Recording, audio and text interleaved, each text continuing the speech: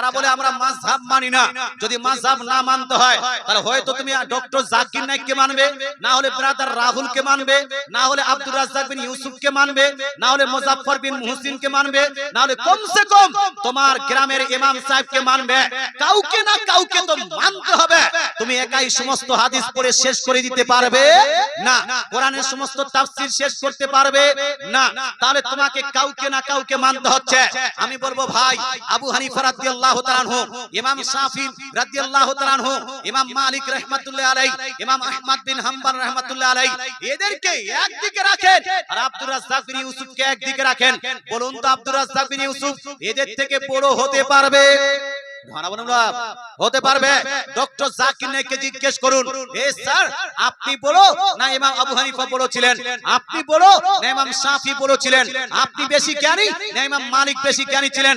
আপনি বেশি জ্ঞানী না ইমাম আহমদ বিন হাম্বল বেশি জ্ঞানী ছিলেন?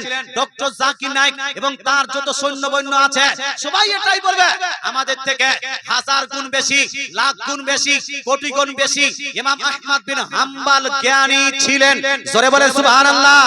যখন মানতেই হবে কাউকে না কাউকে, তো ছোটদেরকে মানবো কেন? বড়দেরকে এই জন্য আমরা মানি। জোরে বলেন সুবহানাল্লাহ। আরে বড়দেরকে বাদ দিয়ে ছোটদেরকে মানবো কেন?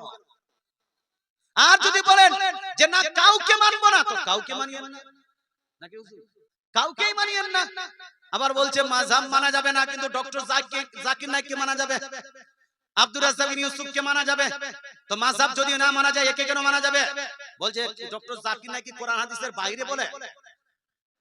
কি কোরআন হাদিসের, আব্দুর রাজ্জাক বিন ইউসুফ কি কোরআন হাদিসের বাইরে বলে? আমি তাদেরকে উত্তর দিতে চাই, ইমাম আবু হানিফা কি কোরআন হাদিসের বাইরে বলেছেন? ইমাম শাফি কি কোরআন হাদিসের বাইরে বলেছেন?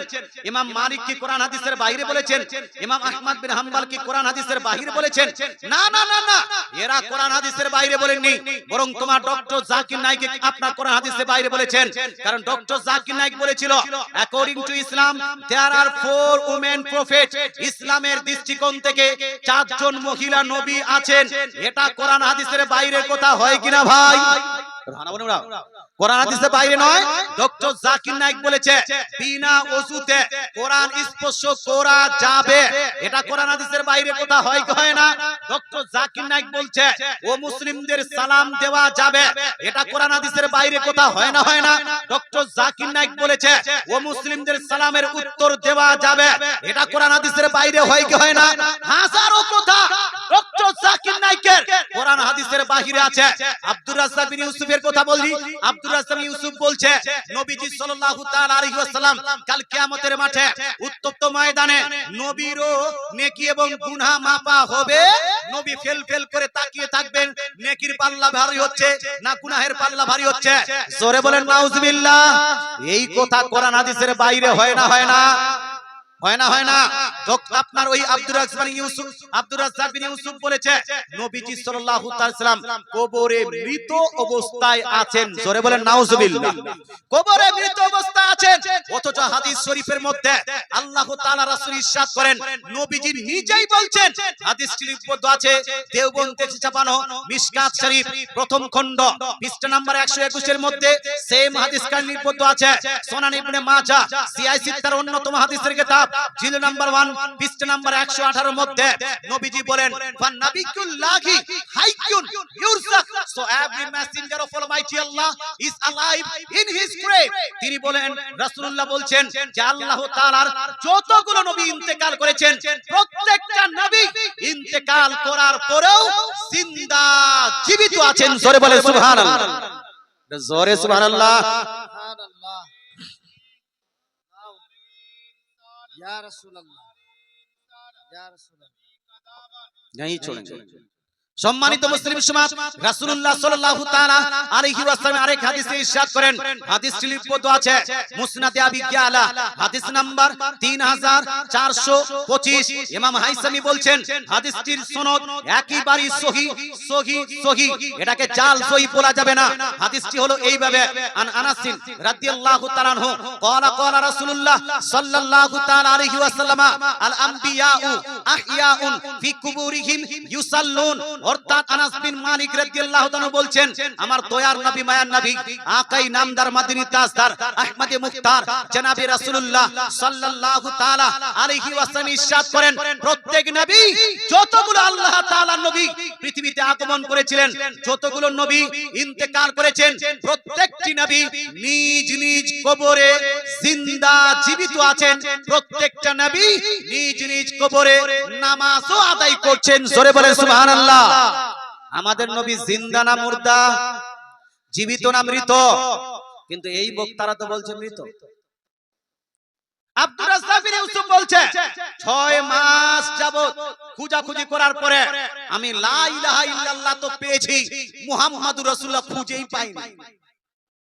বলেন তো ভাই আমাদের মুসলমানদের কলেমাটা কি শুধু কি লা ইলাহা ইল্লাল্লাহ একটু হানা বলুন মুহাম্মাদুর রাসূলুল্লাহ নাই আছে না লা ইলাহা ইল্লাল্লাহ মুহাম্মাদুর রাসূলুল্লাহ যতক্ষণ পর্যন্ত লা ইলাহা ইল্লাল্লাহর সঙ্গে মুহাম্মাদুর রাসূলুল্লাহকে জয়েন না করা হয়েছে মুসলমানদের কলেমা কমপ্লিট হতে পারে না লা ইলাহা ইল্লাল্লাহ খ্রিস্টানদের কলেমা হতে পারে শুধু লা ইলাহা ইল্লাল্লাহ খ্রিস্টানদের কলেমা হতে পারে ইহুদিদের কলেমা হতে পারে কিন্তু যতক্ষণ পর্যন্ত মুহাম্মাদুর রাসূলুল্লাহ না লাগানো হয়েছে মুসলমানদের কলেমা হতে পারে বলুন না শুধু আল্লাহকে মানলে মুসলমান হওয়া যাবে বলুন শুধু আল্লাহকে মেনে মুসলমান হওয়া যাবে না না না আল্লাহ তাআলাকে মানতে হবে তৎসঙ্গে মুহাম্মদ সাল্লাল্লাহু তাআলা সাল্লামকে রাসূল বলে স্বীকৃতি দিতে হবে ঈসাইরা আল্লাহকে মানতো কিন্তু মুহাম্মদ সাল্লাল্লাহু আলাইহি ওয়াসাল্লামকে মানেনি বলে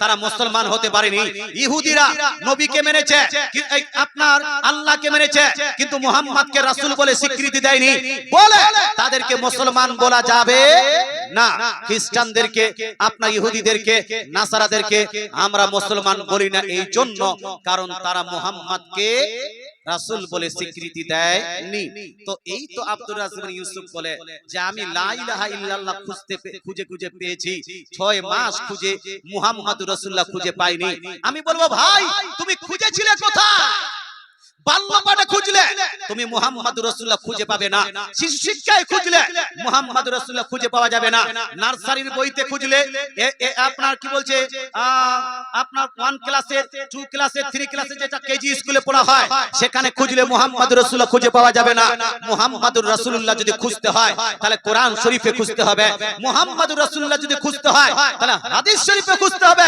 হাদিসের মধ্যে সর্বশ্রেষ্ঠ হাদিসের কিতাব বুখারী শরীফ জিল নাম্বার 1 পৃষ্ঠা নাম্বার আপনার 6 এর মধ্যে হাদিস নাম্বার 8 নাম্বার হাদিসের মধ্যে লিপিবদ্ধ আছে লা ইলাহা ইল্লাল্লাহ মুহাম্মাদুর রাসূলুল্লাহ জোরে বলেন সুবহানাল্লাহ সহিহ মুসলিম শরীফে জিল নাম্বার 1 আপনার জিল হাদিস নাম্বার 131 এর আপনার চ্যাপ্টারে 131 নাম্বার হাদিসের চ্যাপ্টারে লিপিবদ্ধ আছে লা ইলাহা ইল্লাল্লাহ মুহাম্মাদুর রাসূলুল্লাহ তাফসিরে জালালাইনে লিপিবদ্ধ আছে লা ইলাহা ইল্লাল্লাহ মুহাম্মাদুর রাসূলুল্লাহ শারহে মুসলিমে লিপিবদ্ধ আছে লা ইলাহা ইল্লাল্লাহ মুহাম্মাদুর রাসূলুল্লাহ ফাযাইলে সাহাবার মধ্যে লিপিবদ্ধ আছে লা ইলাহা ইল্লাল্লাহ মুহাম্মাদুর রাসূলুল্লাহ তাবরানী শরীফের মধ্যে লিপিবদ্ধ আছে লা ইলাহা ইল্লাল্লাহ মুহাম্মাদুর রাসূলুল্লাহ দারকুতুনির মধ্যে লিপিবদ্ধ আছে লা ইলাহা ইল্লাল্লাহ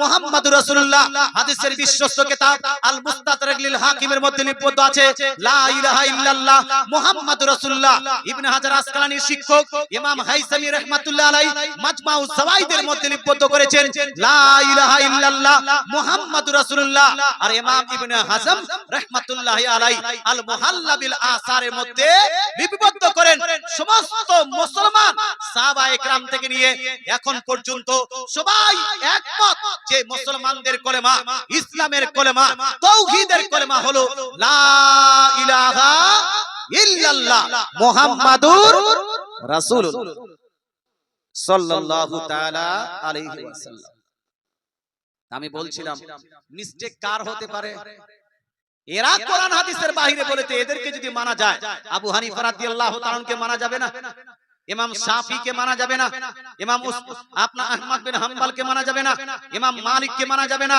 ভাই আপনি ছলনার মধ্যে আছেন, একটু বুঝার চেষ্টা করুন আর সঠিক বিষয়টা বলার বুঝে তার উপর আমল করার চেষ্টা করুন।